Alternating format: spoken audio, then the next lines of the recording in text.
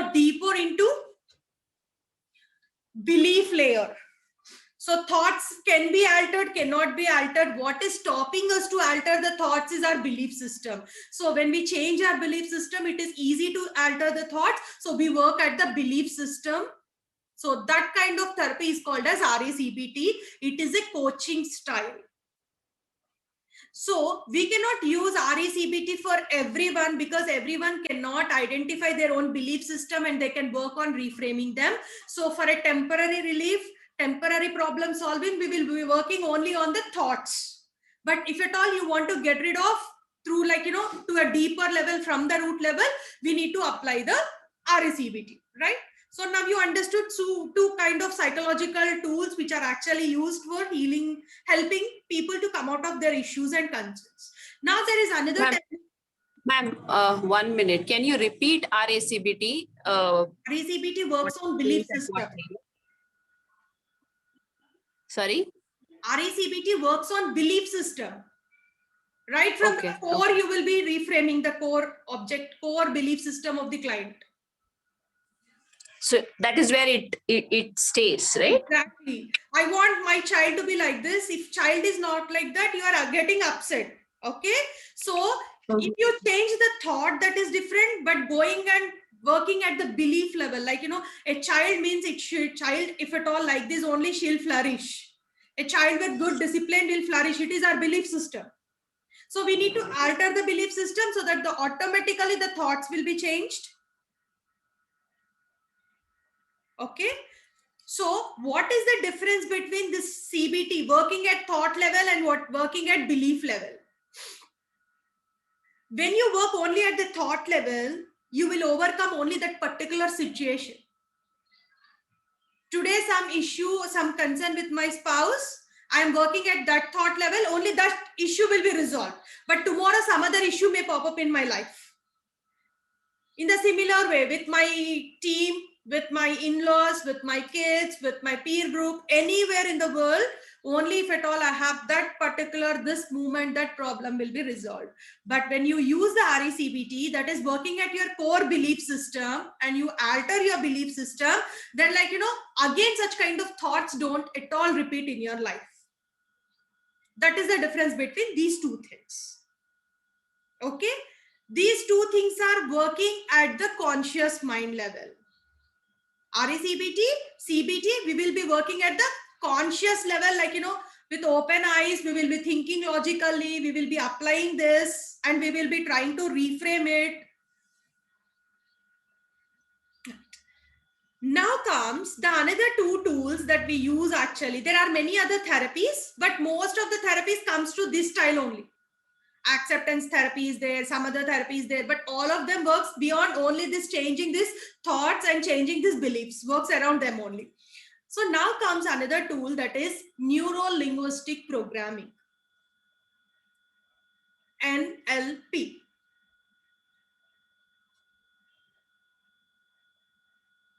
Or hypnosis. Both these techniques are used to reprogram your subconscious mind. Both these techniques are used to reprogram your subconscious mind.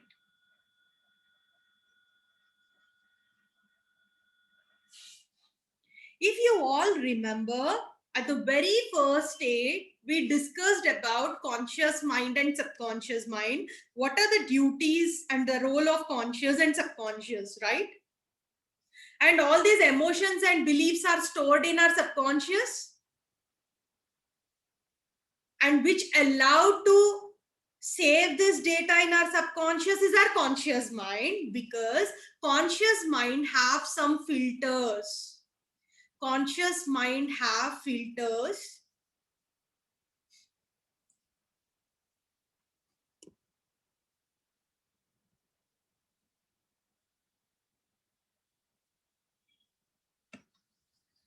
Conscious mind have filters.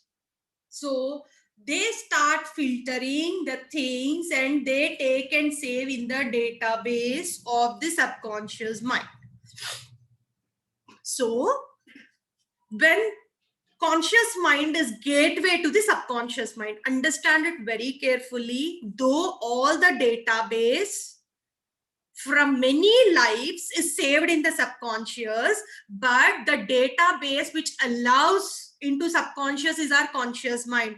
Unless the conscious mind allows, no data can enter and get saved into subconscious. So what allows it? There are certain filters. How these filters are framed in our conscious mind right from our childhood.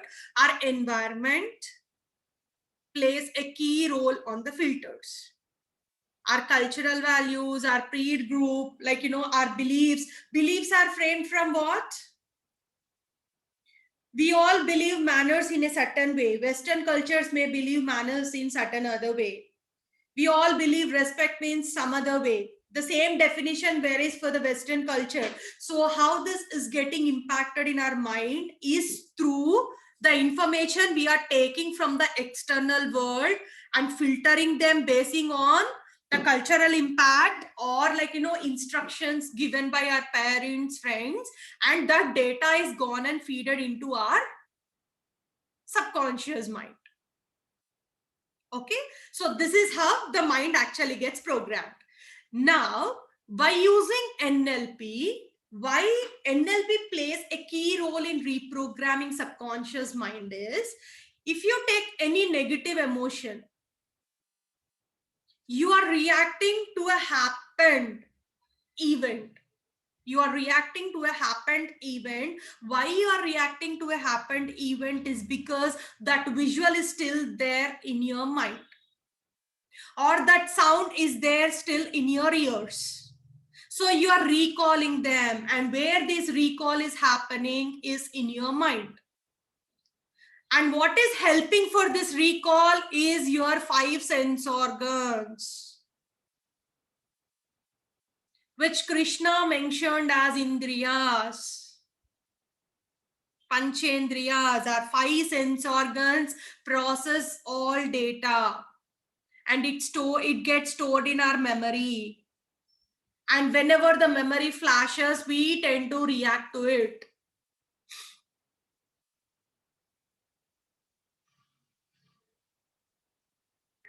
Ma'am, I still don't understand the meaning of conscious mind allowing for the the data to be stored in the subconscious mind. Okay. Does it mean when there is a certain thought, I don't intend to store? How do you intend to store or not intend to store, right? How does that work? No, it doesn't work. It is a process actually from your conscious, the data passes into your subconscious. But what plays a key role is like your filters. Non-intentional. No, yes. It happens by default, I'm guessing, right? There is a certain thought I'm going through. Exactly. All data gets saved. See, when I'm talking to you, my visual can, throughout the surroundings, whatever the information is there, that is processed by my visual. But as my focus is not there, it doesn't mean that I don't know whether here the switchboard is there the switchboard is there. All the information is processed by default, but few informations like beliefs, emotions, these get stored in a different boxes basing on the filters which we use. How does these filters come? You see something and you comment it as good or bad, beautiful or ugly, right? How do you comment, how do you decide it's beautiful or ugly? Because there is a certain memory which tells me that in the past, this is supposed to be beautiful, right? So that kind of gives me an input to say whether it is beautiful or ugly or, whatever those judgments are. Exactly. Right? So according to me, when certain visual gives you a lot of soothe or a feel of good, then you call it to be a beautiful. When it gives you certain kind of irritation, you call it to be ugly, right? Right. Right. So don't you think this is a filter that is filtering and saving this memory as a beautiful one in your mind? Exactly. That is there, and that is there with